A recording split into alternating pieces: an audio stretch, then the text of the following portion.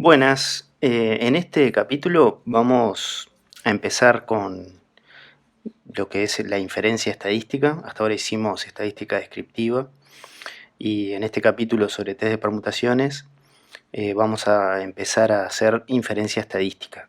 Entonces vamos a agregarle un componente más a lo que ya habíamos hecho sobre análisis de datos, es decir, hasta ahora lo que hicimos fue algo más exploratorio, ¿verdad? Es decir, buscar cómo resumir información en una tabla de datos, ya sea de forma numérica o de forma visual, pero no teníamos intenciones de generalizar esa información resumida a una población más grande o sacar conclusiones, aprender, digamos, de esos datos, sino era más bien una especie de exploración. Entonces lo que vamos a hacer ahora es justamente empezar a ver esas herramientas que nos permiten extraer conocimiento de los datos y eso es el rubro de la inferencia estadística. Entonces, no hay inferencia estadística posible si uno no asume un modelo estadístico. Entonces, en este video lo que voy a tratar de explicarles es una breve introducción a lo que es un modelo estadístico, antes de explicarles el modelo de tratamiento, que es el que usamos para los test de permutaciones, que es una introducción en realidad que nos va a servir para lo que queda del curso, o sea, el resto del curso va a estar basado en este mismo marco teórico, ¿sí? Entonces es una forma de englobar todo lo que sigue en un mismo marco teórico.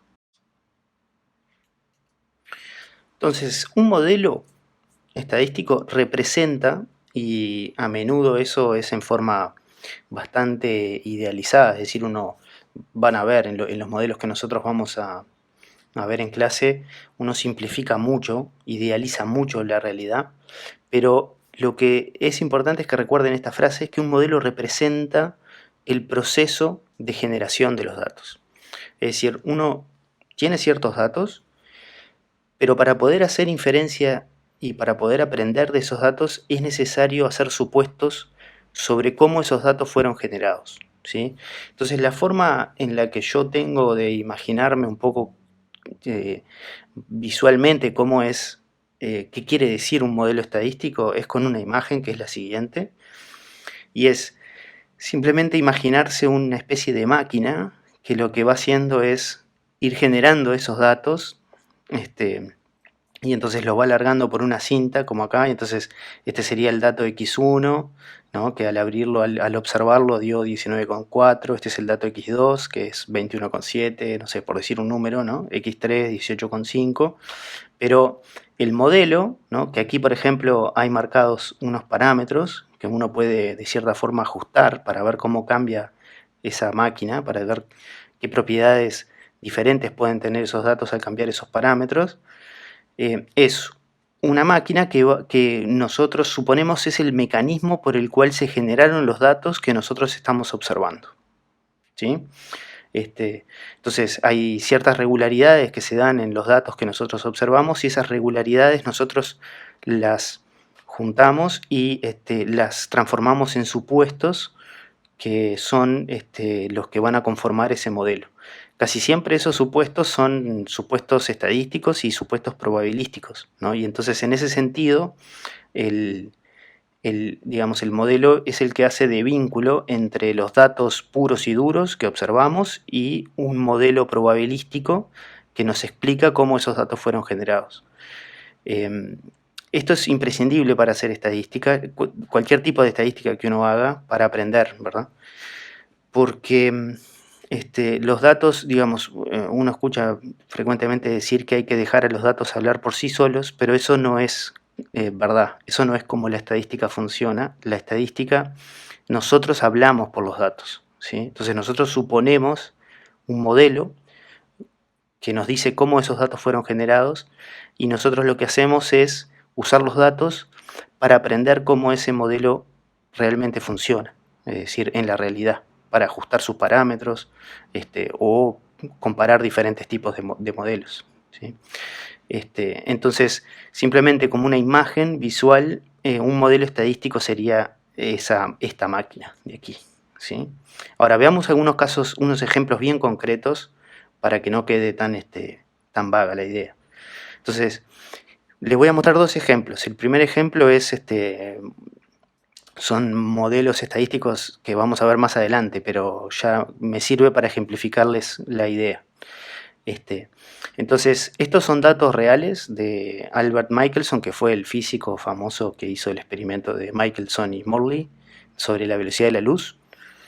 Fueron ellos los que hicieron el experimento que mostraba que la velocidad de la luz era la misma en todas las direcciones y entonces toda aquella discusión del éter. Bueno, no quiero entrar en esos detalles, pero estos son datos que él midió de la velocidad de la luz en kilómetros por segundo. Entonces, estos datos acá están expresados por encima de 299.000 kilómetros por segundo.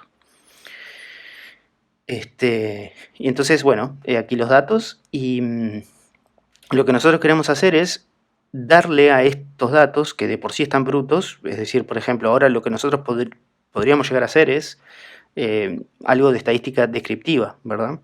Hacer algún histograma, un diagrama de tallos, un boxplot, calcular promedio, mediana, resumir esta tabla, que no es muy grande, obviamente, pero resumirla de alguna forma para tener esa información más resumida. Ahora, si lo que nosotros queremos es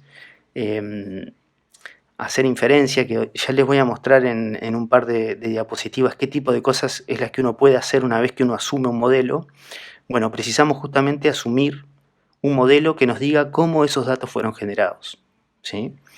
Entonces, un modelo posible, que es un modelo súper clásico, esto viene desde 1750, esto es de la astronomía, ¿no?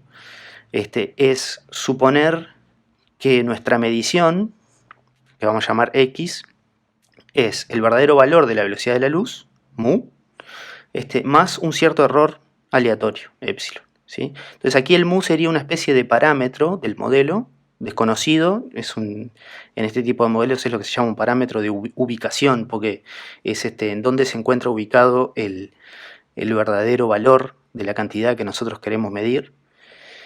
Y epsilon es una variable aleatoria, ¿verdad? Que es un error, que bueno, entonces lo que nosotros estamos midiendo es ese verdadero valor más un error. Y entonces podemos hacer diferentes supuestos sobre ese error. Digamos, hay modelos que tienen parámetros y hay modelos que no tienen parámetros. Eso se da, hay una división de la inferencia estadística en la estadística paramétrica y la estadística no paramétrica. Nosotros en el curso vamos a hacer todo estadística paramétrica. No vamos a hacer nada no paramétrico. No porque sea más difícil, sino porque, bueno, los problemas naturales que nosotros vamos a enfrentar se pueden atacar con modelos paramétricos de forma natural, y entonces para nosotros nos vamos a centrar en modelos que son paramétricos. Entonces mu en ese caso sería un parámetro, como en el dibujo de la máquina, que nosotros podemos ajustar y ver qué pasa. Entonces podemos hacer diferentes supuestos sobre el error, ¿sí? Y por ejemplo, un supuesto muy común es suponer que los errores son independientes, ¿verdad? Que las diferentes mediciones están sujetas a un error, pero esos errores son independientes entre sí. Otro supuesto que es bastante natural, es que los errores tengan esperanza cero, ¿verdad? Es decir, en promedio uno esperaría no equivocarse, ¿no? Por ejemplo, podemos también suponer que los errores tienen distribución simétrica, es decir, es igual de probable equivocarse por encima que por debajo, ¿no? Bueno, también podemos ir un poco más allá y decir que el error tiene distribución normal, de media cero y varianza sigma cuadrado. Entonces, por ejemplo, aquí, digamos, estas dos condiciones ya están aquí, ¿verdad? Entonces esta es una condición un poco más concreta que estas dos. Entonces, como que al ir especificando ciertos supuestos estadísticos o probabilísticos, nuestro modelo se va afinando y se va generando. Así que el modelo consiste en sí de estos supuestos, ¿no? Entonces, un supuesto más que podemos hacer es, bueno, ¿será que conocemos este sigma, o este sigma también es un parámetro de nuestro modelo? O sea, por lo general, ¿verdad? Este sigma no es el parámetro que nos interesa. Nos interesa el parámetro mu, entonces en este caso sigma, que es lo que se llama un parámetro de escala, acá, bueno, sería una especie de parámetro molesto, en el sentido de que es algo que no conocemos, pero que no nos interesa calcular, pero que va a intervenir en nuestro modelo. Entonces, de alguna forma, tenemos que lidiar con ese parámetro molesto, ¿no? Y entonces, bueno, estas son las características que van haciendo al modelo. Y después que uno hace estos supuestos, uno puede empezar a hacer inferencia. Entonces, una pregunta importante es si nuestro modelo es razonable, ¿no? Entonces, por ejemplo, en nuestro supuesto de datos normales, ¿no? Vieron que esto es simplemente una constante, así que si el error es normal, quiere decir que nuestra propia medición va a ser normal. Entonces, por ejemplo, podemos chequear, a veces con un histograma, hay métodos más cuantitativos de hacerlo, pero a veces basta con un histograma a ver si es razonable suponer que nuestros datos son normales. Bueno, acá en los datos de Michelson no es perfecto, pero son pocos datos, entonces podemos pensar que estas desviaciones de la normalidad pueden ser causadas por el azar, entonces sería razonable. No es tan loco suponer que los datos son normales. Podemos hacer un boxplot, por ejemplo, y se ve que hay una cierta simetría, eso no se correspondería mucho con una distribución normal. Y encima hay un outlier, ¿no? Hay un dato atípico acá. Así que, bueno, hay que, digamos, hay que ser cautelosos. Y entonces, bueno, podemos suponer que los datos son normales, pero en todo caso precisaríamos más mediciones para estar seguros, ¿no? Y la pregunta es, ¿para qué sirven estos modelos estadísticos? ¿Qué es lo que podemos hacer con los modelos estadísticos? Y entonces les voy a mostrar tres cosas, que son solo tres ejemplos, pero esencialmente lo que vamos a ver en todo el curso de a partir de ahora en adelante son muestras de qué es lo que uno puede hacer una vez que uno asume un modelo estadístico. Y la primera cosa, por ejemplo, relacionada a este modelo de los datos de Michelson, es justificar una estimación. Supónganse que queremos estimar la velocidad real de la luz y disponemos de esos 23 datos que tenía Michelson. Bueno, a partir de esos datos, ¿qué estimación vamos a dar de la velocidad de la luz? ¿Cómo podemos justificarla? ¿En base a qué? ¿Qué argumentos nos permiten elegir entre una u otra, ¿no? Porque podemos elegir el promedio, la mediana, el rango medio, no sé, existen varias formas de estimar un parámetro y nos gustaría justificarla. Es decir, ¿por qué le hacemos tal elección? ¿No? Entonces, bueno, vamos a ver más adelante que una forma, aquí, en este modelo, el promedio es el mejor estimador que podemos hacer para mu, ¿no? Que sería simplemente la suma de los datos sobre n, y eso daría este valor. Y solo para comparar, el valor actual aceptado sería, esto es por encima de 299.000, sería 710,5. Entonces vieron, no, digamos, esta estimación, tal vez para la época de Michelson era una buena estimación, hoy sería algo bastante malo como estimación. Entonces, una segunda cosa que nos permiten hacer los modelos es dar una precisión de nuestra estimación, porque si nos olvidamos de ese aspecto y miramos solo la estimación, esto es una estimación puntual, pero yo no sé si me estoy equivocando, por cuánto me estoy equivocando, cuán precisa es esta estimación, ¿sí? Y entonces los modelos estadísticos nos permiten dar una precisión. Entonces vamos a ver más adelante que vamos a ser capaces no solo de decir el promedio, sino que le vamos a poder dar un margen de error. Entonces aquí sería el promedio más menos 46,31. Entonces vieron, por ejemplo, que el lado izquierdo, esto es como una especie de intervalo, es lo que se va a llamar más adelante un intervalo de confianza. El lado izquierdo, si yo hago este promedio menos 46,32, eso da 709 con algo y contiene al valor aceptado hoy en día, digamos. O sea que hemos ganado algo, ¿no? Porque no simplemente estamos diciendo que vamos a estimar la velocidad de la luz por este valor, sino que además estamos dando un rango de nuestro error. Y por último es, bien, aunque demos este rango, ¿verdad? Porque, bueno, podemos de cierta forma inventarnos cualquier rango. Si quisiéramos estar, si fuéramos recontra confiados en lo que hacemos, podríamos agarrar y decir, no, pero yo confío firmemente en este 756,21, ¿no? Entonces, lo que nos permiten los modelos estadísticos es también dar una confianza, es decir, cuantificar la confianza que nosotros tenemos en la precisión que damos. Entonces, vamos a ver que con este modelo vamos a poder decir que el verdadero valor de la velocidad de la luz está en este intervalo, es decir, en 756 menos 46 y 756 más 46, con una probabilidad del 95%. Y bueno, probabilidad un poco entre comillas, pero es un poco la idea, nos da una idea de cuál es la confianza que tenemos en esta precisión, en nuestra estimación con esta precisión, ¿sí? Y entonces, todo eso se puede hacer si nosotros asumimos un modelo. Si no lo hacemos, todo esto no se puede hacer, ¿sí?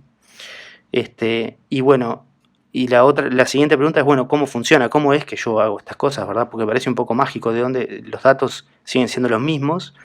Y bueno, el simple hecho de haber asumido ese modelo me permite hacer estas cosas. ¿Y cómo funciona eso? Y bueno, es como que todo se resume en una sola pregunta, que es la pregunta, es este razonamiento contrafáctico, ¿verdad? De qué hubiera pasado si tal cosa, ¿no? Y en eso se basa la estadística, y es un poco, digamos, van a ver que todos los ejemplos que veamos se basan en esta misma idea, por lo menos esta estadística clásica que es la que vemos nosotros, y es la siguiente, es que si nosotros disponemos de un modelo, es decir, hemos asumido un modelo sobre cómo los datos fueron generados, tenemos la máquina que generó los datos. Y entonces podemos jugar a ser los dioses del azar y crear más datos. Es decir, podemos crear una multitud de universos hipotéticos, que son los universos que no hemos visto, pero que podrían haber pasado, porque nosotros disponemos de la máquina que creó nuestros datos. Y es más, los podemos hacer infinitos si quisiéramos, porque eso es una cuestión matemática, ¿no? Esencialmente dándole rienda suelta a la máquina que, según nuestra hipótesis, ha creado esos datos. Y eso nos permite comparar la realidad que observamos con todos esos universos hipotéticos y ver si lo que estamos observando es común o no, o si es atípico, ¿sí? O sea, en definitiva, lo que podemos hacer es comparar lo que observamos con lo que típicamente ocurriría. Entonces, si lo que típicamente ocurriría, o si lo que observamos es muy distinto de lo que típicamente ocurriría, es que o nuestro modelo está mal, o nuestros parámetros están mal, o hay algo que no cuadra, ¿no? Y es así que aprendemos. Y entonces, algo importante de este enfoque es que las inferencias y las predicciones que nosotros hagamos a partir de nuestro modelo, o a partir de los datos, perdón, es sobre la máquina que genera los datos, es sobre el modelo y no es sobre los datos en sí mismo. Y eso puede pensarse como una debilidad porque, o sea, van a ver, o sea, que lo que estamos haciendo inferencia es sobre los procedimientos que llevan a, es decir, vamos a hacer una inferencia sobre, por ejemplo, el procedimiento que lleva a realizar una estimación con determinada precisión, pero no sobre los datos en sí que hemos observado. Y entonces eso a veces se lo marca como una debilidad de este enfoque estadístico, y hay otros enfoques, hay enfoques bayesianos que nosotros no vamos a ver que evitan un poco esta interpretación, ¿sí? Que son un poco más intuitivos y un poco más directos a nuestro sentido común de la vida cotidiana de cómo interpretar las inferencias que se hacen.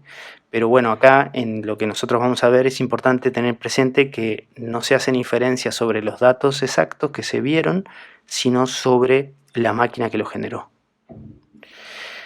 Y entonces el ejemplo 2 es el ejemplo de los tratamientos, que es el ejemplo de test de permutaciones. Les quiero mostrar cómo es que uno construye ese modelo a partir del problema. Lo que voy a hacer es basarme en el ejercicio de práctico que se llama Adiós a la resaca, y entonces les voy a mostrar cuáles son los supuestos que están detrás de ese modelo, y después en videos siguientes les voy a mostrar en Excel cómo hacemos el estudio en concreto. Pero entonces el problema es el siguiente: tenemos 10 estudiantes voluntarios que fueron reclutados para un estudio de 2 posibles medicamentos para la resaca. Entonces todos recibieron la misma cantidad de alcohol y luego cada uno recibió al azar uno de 2 medicamentos. y 1 hora más tarde se le realizó un análisis de sangre y se le midió la cantidad de alcohol que aún le quedaba en la sangre, ¿sí? En gramos por litro. Y entonces los datos son los siguientes, ahí están hay 5 estudiantes por grupo, entonces los del grupo, estos recibieron el medicamento A, estos recibieron el medicamento B. Bueno, como son 5 en cada grupo, acá ya uno puede ver que parece ser mejor el medicamento A, ¿verdad? Porque hay menos cantidad de alcohol en sangre en los estudiantes que recibieron ese medicamento. Y bueno, lo que les quiero mostrar ahora es, bueno, cuál es el modelo de tratamientos, cuáles son los supuestos que ese modelo está asumiendo para que nosotros podamos hacer inferencias sobre la diferencia entre estos dos tratamientos. Entonces, lo primero que se asume en este modelo es que cada estudiante tiene fijado su destino. Es decir, lo que nosotros vamos a medir es su cantidad de alcohol después de 1 hora, ¿verdad?, en sangre, y eso está fijado. Y solo depende, es decir, no es aleatorio, es una cosa constante, determinista, que solo depende de si fue a parar, si le dieron el medicamento A o si le dieron el medicamento B. Es decir, solo cambia según qué medicamento recibió.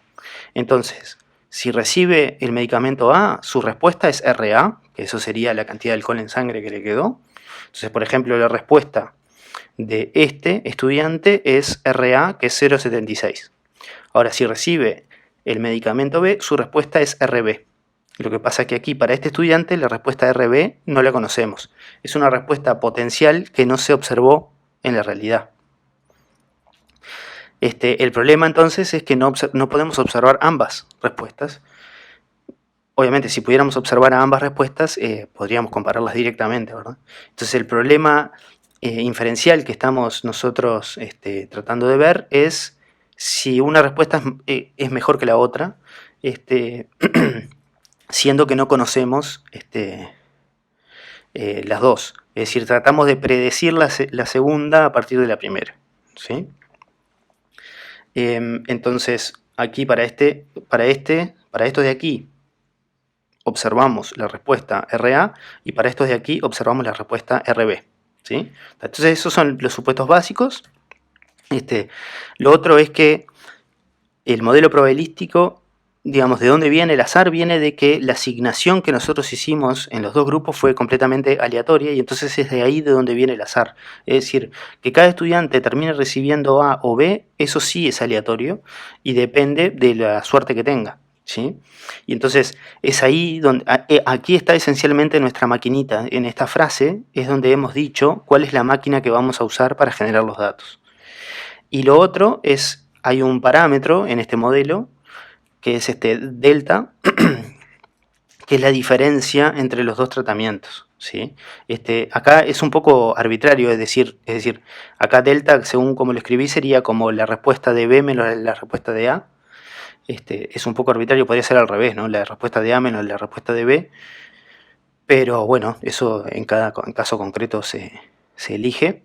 Y entonces este parámetro es una especie, lo que estima, digamos, es la diferencia real que hay entre una respuesta y la otra.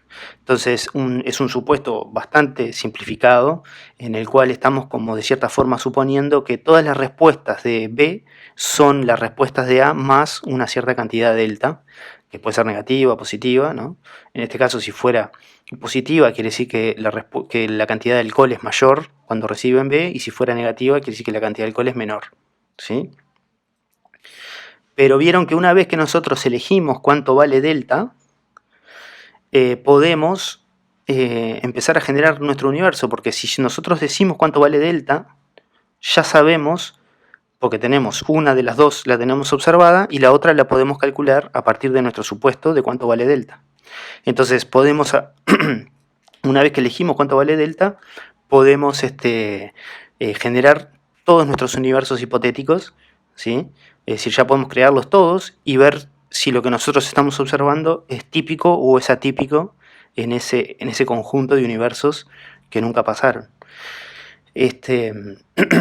También lo que podemos hacer es ver qué límites hay para delta, es decir, según los datos que nosotros observamos, vamos eligiendo diferentes valores de delta y vamos viendo para qué valores de delta lo que nosotros vimos es típico y para qué valores de delta es atípico, ¿no? Entonces, por eso tenemos esa perillita en la máquina que genera los datos, en la cual podemos cambiar un parámetro y podemos, de cierta forma, ver qué parámetros son compatibles, o sea, perdón, qué parámetros hacen que el modelo sea compatible con los datos y qué parámetros no, ¿sí?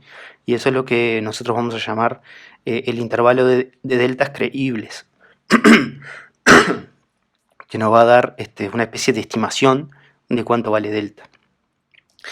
Bueno, eso es esta introducción, y lo que voy a hacer en los videos siguientes es mostrarles cómo resolver este ejercicio, pero lo voy a hacer en Excel, así les muestro cómo generar todas esas asignaciones. Hay un par de truquitos que les quiero mostrar y vamos a ver varias cuestiones que van a ir apareciendo. Voy a hacer un poco más de lo que la letra realmente pide, lo voy a usar como una especie de ejemplo práctico que mezcle un poco de teórico y la resolución del ejercicio en sí.